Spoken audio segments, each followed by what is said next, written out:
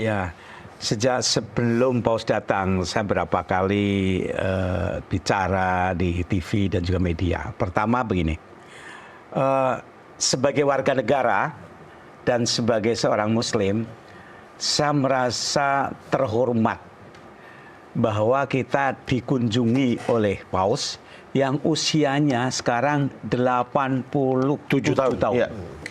Luar biasa. Yang datang dengan pesawat komersial, bukan jet pribadi.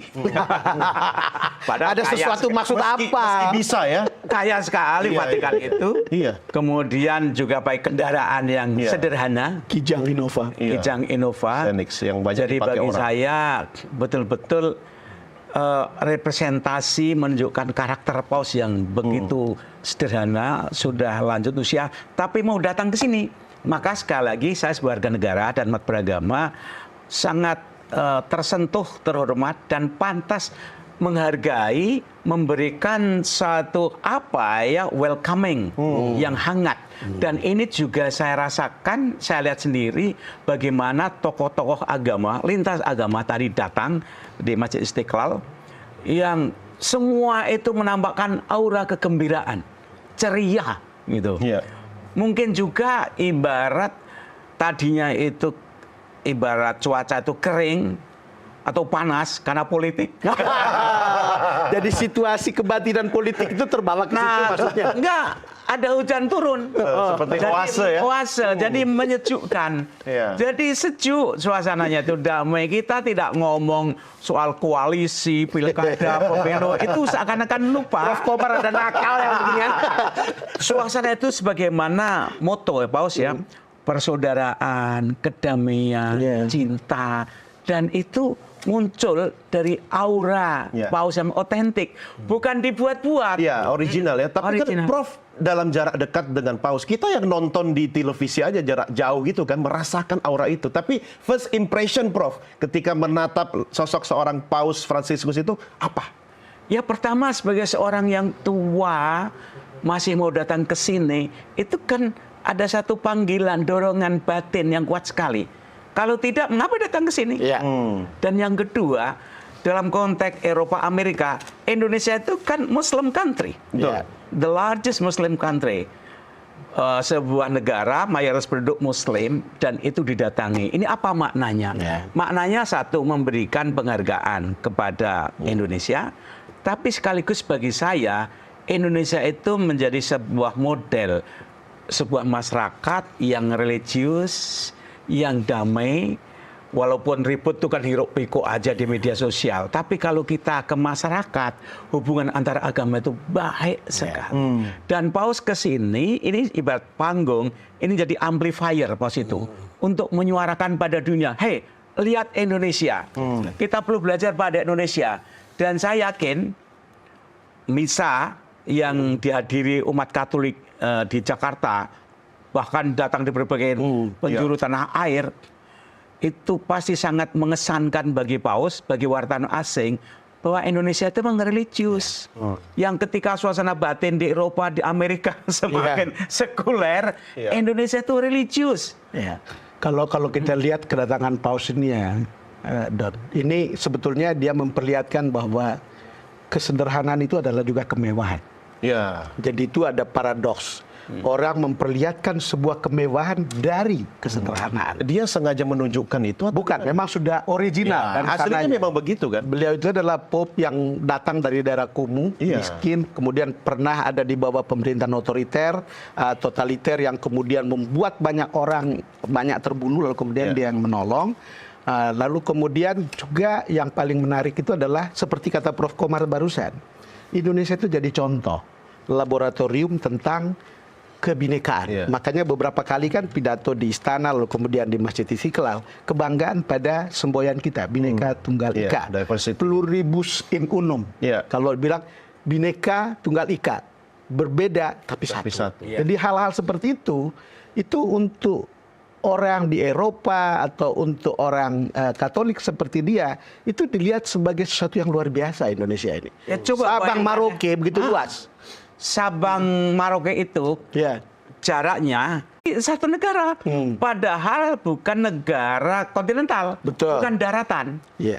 Pulau-pulau, etnisnya beragam, bahasa beragam, Iya. beragam, kok jadi satu? Ya, makanya kemarin waktu pidato di istana kan dia mengatakan laut yang menyatukannya. Iya, iya. Gitu. Ini keajaiban. Bahkan orang luar itu, ini keajaiban sejarah ini.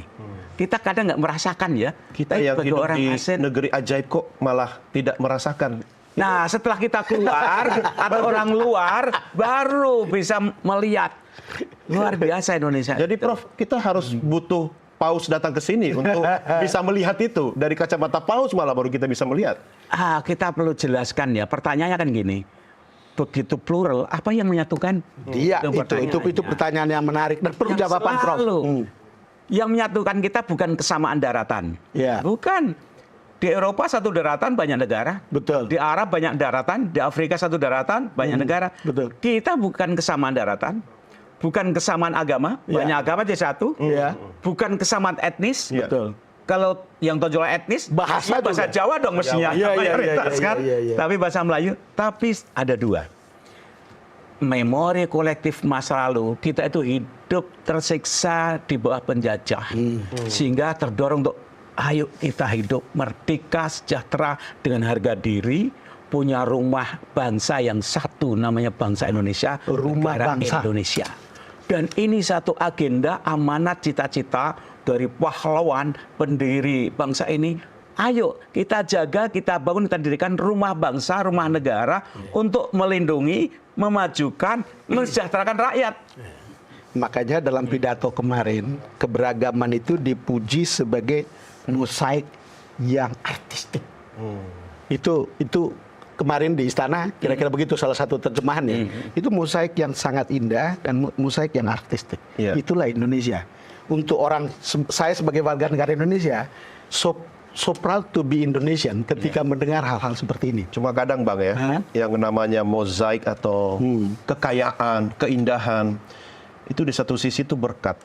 Tapi juga bisa jadi kutukan di saat yang sama. Iya, iya. Tergantung bagaimana orang-orang yang ada di mozaik ini, di negeri yang ajaib kata Prof tadi itu, mampu mengelolanya.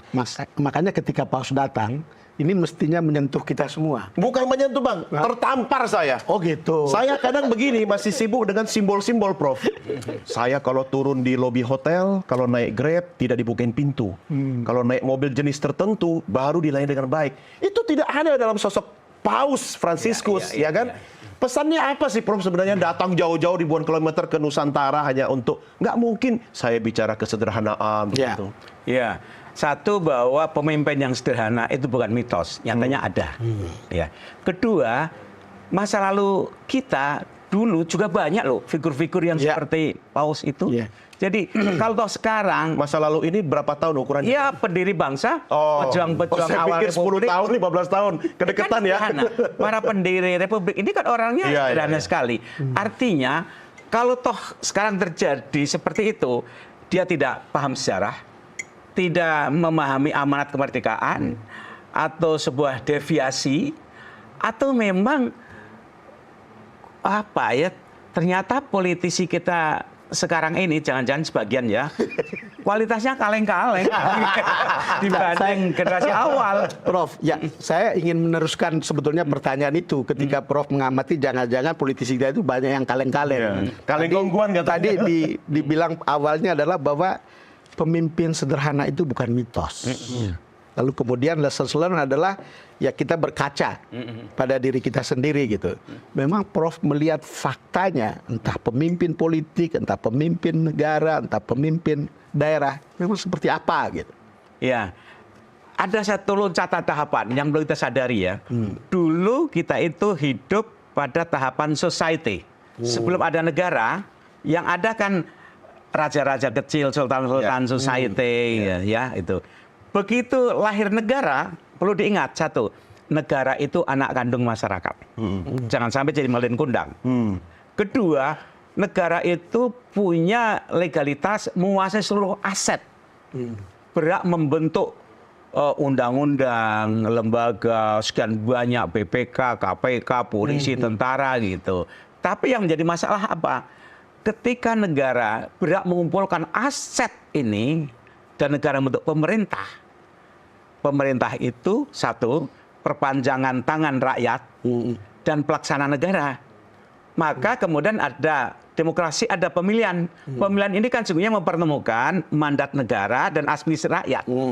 Menjadi persoalan ketika pemilihan itu, entah itu DPR atau partai legislatif, itu ada predator, yaitu oligarki. Jadi parpol itu betulkah wakil rakyat? Atau dia instrumen oligarki? Itu pertanyaannya. Kalau ada oligark yang ingin menguasai parpol, emang gratisan? Dia itu filantropis? Ya. Atau dia punya kalkulasi? Prof, kok baru ketemu Paus makin galak sih? Baru segmen pertama loh, Prof. Karena ini mengingatkan kita bahwa Paus itu gak punya apa-apa. Artinya Anda Dirinya tertampar kan? itu betul-betul diwakafkan untuk rakyat. Iya. Maksudnya pemimpin kita juga harus begitu. seperti itu. Iya. Jadi bukan cuma saya yang tertampar, kita semua tertampar. Tapi apakah Kenapa kemudian ini dapatkan konteksnya? Karena kita lihat realitas yang disajikan melalui Paus dan realitas yang ada di masyarakat di depan mata kita yang berbeda gitu kan? Karena gini, pesan Paus itu kan kasih sayang, perdamaian, cinta kasih. Pertanyaannya, emang kita krisis itu? Enggak dalam masyarakat. Iya. Dalam masyarakat ya. Dalam masyarakat. Yang membuat Yang narasi krisis nih. langit Indonesia heboh itu kan para pemburu-pemburu kekuasaan itu. Tapi akan ada satu lagi orang yang ditampar nanti. Saya sama produser. Kita harus rehat dulu ya. Kita ngopi atau ngeteh dulu. Prof, suka kopi atau teh? Makasih. Apa saja. Oke, Nah. kita lanjutkan minum kita sambil kita rehat sejenak. Downcast segera kembali sesaat lagi.